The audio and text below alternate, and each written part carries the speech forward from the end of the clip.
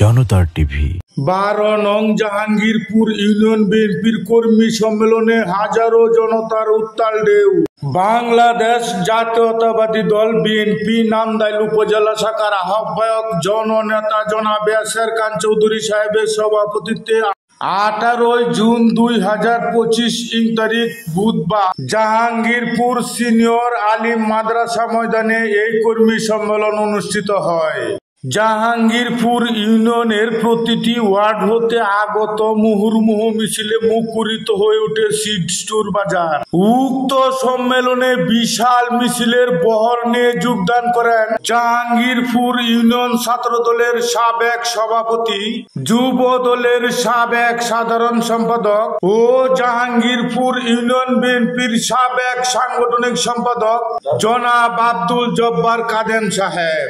উপস্থিত হাজারো নেতা কর্মীর উদ্দেশ্যে গুরুত্বপূর্ণ বক্তব্য প্রদান করেন অনুষ্ঠানের মধ্যমণি জনাব ইয়াসের খান চৌধুরী সাহেব। জাহাঙ্গীরপুরের পূর্ণভূমি হযরত জাহাঙ্গীর শাহ রহমতুল্লাহ আলাইহির প্রতি গভীর শ্রদ্ধা ভরে আজকে স্মরণ করি। আজকের এই কর্মী সম্মেলন একটু আগে একজন বক্তা বলে গেছেন, জনসভায় পরিণত হয়েছে। এই জাহাঙ্গীরপুর ইউনিয়ন অবহেলিত। আমি আসার পথে দেখলাম রাস্তার যে অবস্থা, পায়ে হেঁটে আসার তো প্রশ্নই উঠে না, আর গাড়ি তো স্বপ্ন। তাহলে 15 বছর লুটপাট কোন পর্যায়ে হয়েছে বুঝে নেন। এই এলাকা থেকে একজন সংসদে বসেছিলেন, কিন্তু উন্নয়নের ছিটা ফোটাও লাগেনি। আমার পরিবারের যারা সংসদ সদস্য ছিলেন, আমার আব্বা ছিলেন, চাচা ছিলেন, তারা শুধু আমাদের মজ্জেমপুর না, নান্দাইলের প্রতিটি ইউনিয়ন পৌরসভায় উন্নয়ন করে গেছেন। রায়পাশা উচ্চ বিদ্যালয়, দেউলডাঙ্গা ভুইয়াবাড়ির একতলা একাডেমিক ভবন, কিসমত বনগ্রাম উচ্চ বিদ্যালয়, জাহাঙ্গীরপুর সিনিয়র আলিম মাদ্রাসা, বরিল্লা কেস বিদ্যালয়, এরকম অসংখ্য উন্নয়ন বিএনপির আমলে হয়েছে। এখানে অনেক রাস্তাঘাট দেখবেন যেগুলো রাস্তাও ছিল না, মাটির রাস্তা ছিল। 91 সালে ইটের সোলিং হয়েছে।